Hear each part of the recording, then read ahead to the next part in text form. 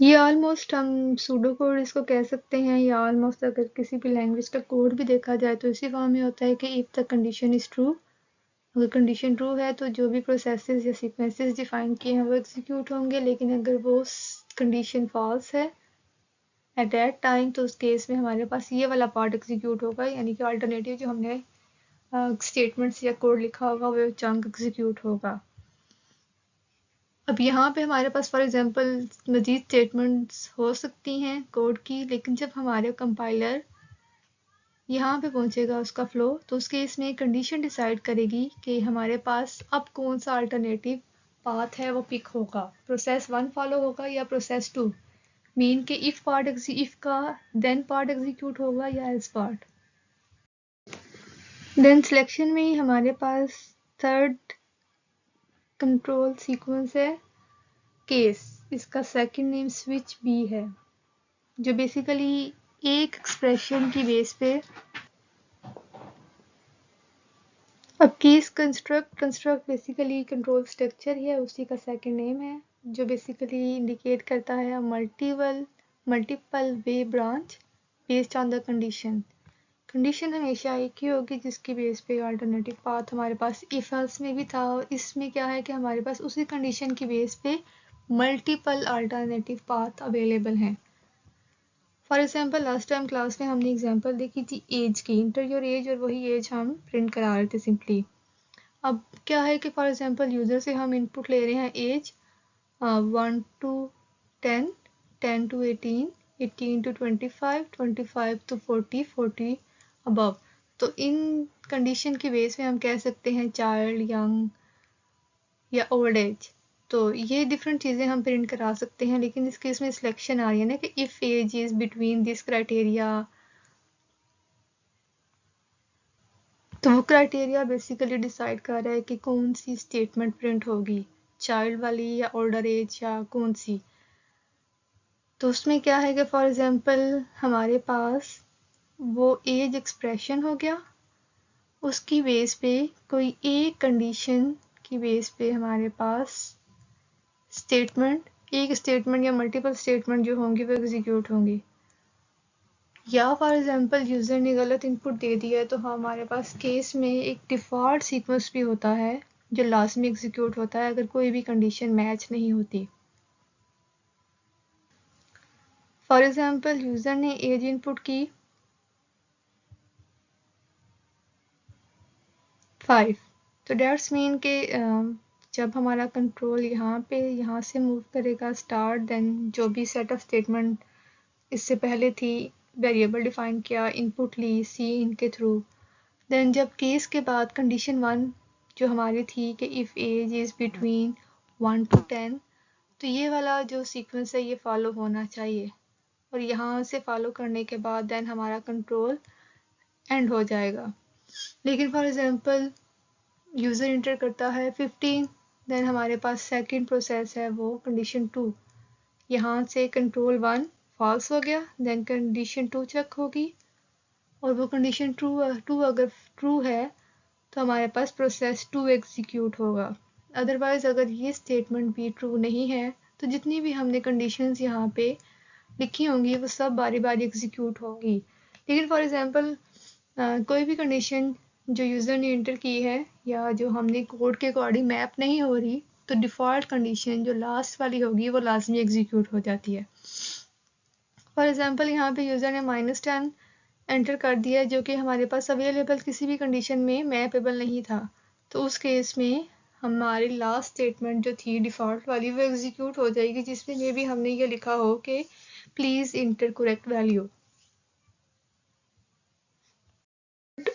Then हमारे पास third control structures हैं रिपीटिशन और इटरेशन लॉजिक, जो बेसिकली तब यूज़ करते हैं जब हमारे पास एक स्पेसिफिक काम बार बार होना हो, और ये हमें पता हो कि कितनी बार होगा या कंडीशन की बेस पे डिसाइड हो रहा है, तो उस केस के अकॉर्डिंग हम कोई एक रिपीटिशन या इटरेशन लॉजिक स्ट्रक्चर पिक करते हैं। डेफिनेशन में भी यही लिखा है कि repeating a piece of code multiple times in a row, उस केस में हम डिफरेंट लूप्स यूज़ करते हैं। कौन कौन से लूप अवेलेबल है हमारे पास C++ में? While, do while and for. Now देखते हैं कि इटरेशन लॉजिक और रिपीटिशन लूप क्या करते हैं. These are used to produce loop where one or more instruction may be executed repeatedly several times depending upon the some condition. किसी condition के base पे जो काम बार बार रिपीट होना हो. फॉर एग्जाम्पल हमारा कोई प्रोग्राम ऐसा हो सकता है जिसमें हम ये कह रहे हैं कि यूज़र से इनपुट लेते रहे वैल्यूज़ जब तक कि वो नेगेटिव नंबर इनपुट ना करे. तो डेट्स मीन कि वो कंडीशन है कि जो भी इनपुट वैल्यू आ रही है वो नेगेटिव कब होगी, तब तक इनपुट यूज़र से कंसोल पे लेती रहना है. तो ये एक इटरेशन लॉजिक की एग्जांपल हो सकती है. एक एग्जांपल ये हो सकती है जैसे हम कह सकते हैं कि यूज़र से एक नंबर इनपुट लें और जो नंबर वो इंटर करे वहाँ तक सिंपल काउंटिंग प्रिंट करानी है. तो उस केस में और जो प्रीवियस एग्जांपल थी वो दोनों में हमारे पास डिफरेंट कंट्रोल स्ट्रक्चर जो हैं वो यूज़ होंगे. एक में हमारे पास फॉर यूज़ हो सकता है और एक में हमारे पास वाइल यूज़ हो सकता है. फॉर उस केस में यूज़ होता है जब हमें ये पता हो कि बेसिकली कितनी बार हमारा कोड एग्जीक्यूट होगा. फॉर एग्जांपल जब हमने बात की कि यूज़र से इनपुट लेनी है और जो भी इनपुट यूज़र नंबर करेगा वहाँ तक हमने simple 0 to date number counting print करानी है. तो डेट्स मीन वो चीज़ हमें ऑब्वियस है कि अगर यूज़र 10 इंटर करता है तो हमने 0 टू 10 काउंटिंग प्रिंट करानी है. तो उस केस में हम फॉर यूज़ करेंगे. और जो दूसरा केस था कि जब तक यूज़र नेगेटिव नंबर इंटर ना करे तब तक इनपुट यूज़र से नंबर लेते रहना है और वो नंबर भी प्रिंट कराना है. तो उस केस में हम वाइल यूज़ करेंगे. वाइल इनपुट वैल्यू जो जब तक नेगेटिव नहीं हो जाती इनपुट यूज़र से लेनी है.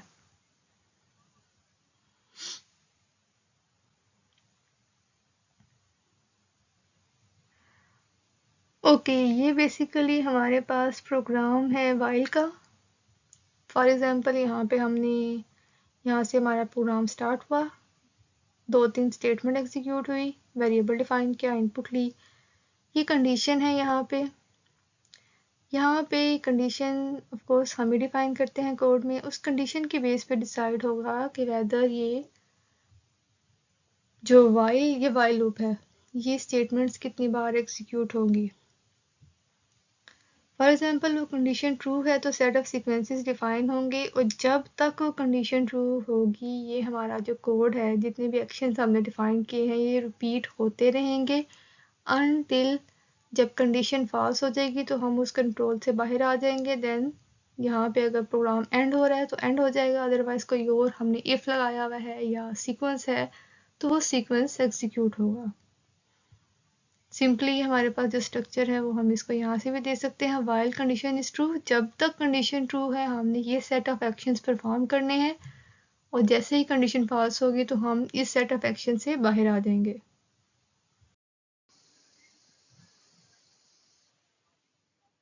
ये सेम वही while loop the loop is entered. हम लूप में जो सीक्वेंसेस हमने डिफाइन किए हैं उसमें तभी एंटर होंगे जब कंडीशन हमारी ट्रू होगी, अदरवाइज हम उस कंडीशन में नहीं जाएंगे. फॉर एग्जांपल ऐसा भी हो सकता है कि हमारी कंडीशन ऐसी हो कि वो ट्रू ही ना हो और हम इस लूप की बॉडी में एंटर ही ना हो. फॉर एग्जांपल हमारा कंट्रोल फ्लो सिर्फ यहाँ से इस तरह से होके ख़त्म हो जाए हमारा प्रोग्राम. सिर्फ इन लूप्स का वर्किंग अगर समझ में आ जाए तो सारा काम आसान हो जाता है कि किस तरह से एक्चुअल ये वर्क कर रहे हैं. At the conclusion of each iteration, condition is evaluated and the loop continues as long as the condition is true. हमेशा जब कंट्रोल वाइल लूप पे आएगा कंडीशन एवेलुएट होगी. फॉर एग्जांपल कंडीशन ट्रू है तो ये सेट ऑफ बॉडी एग्जीक्यूट होगी. Again यहाँ से कंट्रोल स्विच करेगा, दोबारा से कंडीशन एवेलुएट होगी कि स्टिल कंडीशन ट्रू है. देन हम बॉडी में अगेन मूव करेंगे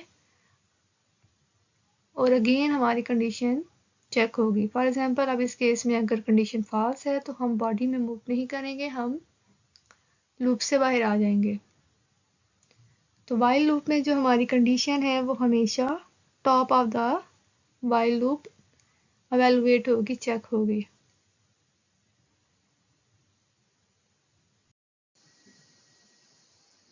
ये सेकंड लूप है हमारे पास डू वाइल लूप। ऑलमोस्ट हम कह सकते हैं कि ये वाइल की तरह ही काम करता है, लेकिन इसमें थोड़ा सा फ़र्क ये है कि जो हमारी कंडीशन एवेलुएशन होती है वो टॉप पे नहीं होती, वो बेसिकली जो सीक्वेंस हमने बॉडी का डिफाइन किया होता है, लूप बॉडी का, उसके एंड पे एग्जीक्यूट होती है। और इसमें एक डिफरेंस ये भी है कि एटलीस्ट वो सीक्वेंस बॉडी एक बार लाजमी एग्जीक्यूट होता है, एक एक्स्ट्रा एग्जीक्यूशन होती है। In do while loop, also the loop execution is terminated on the basis of test condition. The main difference between a do while and while loop is in the do while loop the condition is tested at the end of the body. वही बात है कि हमारी जो condition है वो हमेशा body के एंड पे एवेलुएट होगी एंड देन उसके बाद डिसाइड होगा कि नेक्स्ट जो इटरेशन है लूप की वो होगी या नहीं होनी चाहिए। Do while loop is exit controlled whereas other two loops are entered are entry control loops. Note in a do while the loop body will execute at least one irrespective of the test condition. जी ये बात भी जैसे कि मैंने बताया कि एक condition एक इटरेशन एक्स्ट्रा परफॉर्म होगी, वो बेसिकली यही है क्योंकि फर्स्ट टाइम जो हमारा कोड सीक्वेंस फॉलो हो रहा होगा, कंट्रोल जब यहाँ पे आएगा तो जो बॉडी में डायरेक्टली एंटर हो जाएगा, कंडीशन हमारी एवेलुएट नहीं हो रही क्योंकि कंडीशन हमारी बॉटम पे है।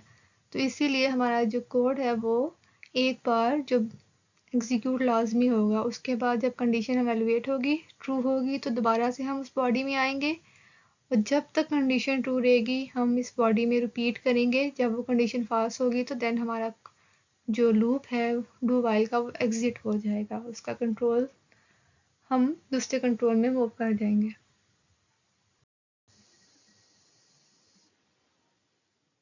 देन सिंपली हमारे पास है for loop. For loop basically इसमें क्या है कि हमें स्पेसिफिक नंबर ऑफ इटरेशंस का मालूम होता है कि कितनी बार हमारा जो बॉडी है प्रोग्राम का वो एग्जीक्यूट होगा।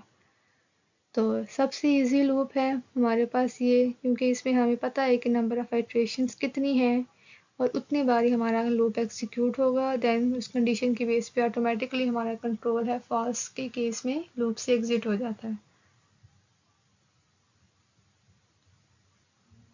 नाउ लेट्स फॉर एग्जांपल यहाँ से हमारा कोर्स स्टार्ट हो रहा है, देन कुछ भी हमने वेरिएबल इनिशियलाइज किए हैं या सेटअप स्टेटमेंट है वो एग्जीक्यूट होंगी।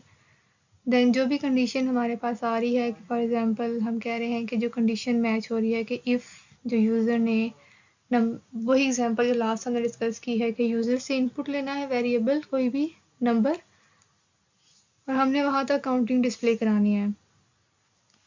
तो यहाँ पे हमने डिफाइन कर दिया कि यूज़र से इनपुट लेना है और फिर इनपुट के बेस पे हम डिसाइड कर रहे हैं कि हमारे पास ये चीज़ जो उसकी बॉडी है फॉर लूप की कितनी बार एग्जीक्यूट होगी, और उतनी बार एग्जीक्यूट होने के बाद यूज़र ने अगर 10 एंटर किया है तो डेट्स मीन कि 10 टाइम हमारा कंट्रोल इसी बॉडी में रहेगा, 10 बार ये स्टेटमेंट एग्जीक्यूट होगी और 11th टाइम ऑटोमेटिकली हम इससे बाहर आ जाएंगे और कंट्रोल हमारा स्टॉप और प्रोग्राम हमारा एंड हो जाएगा।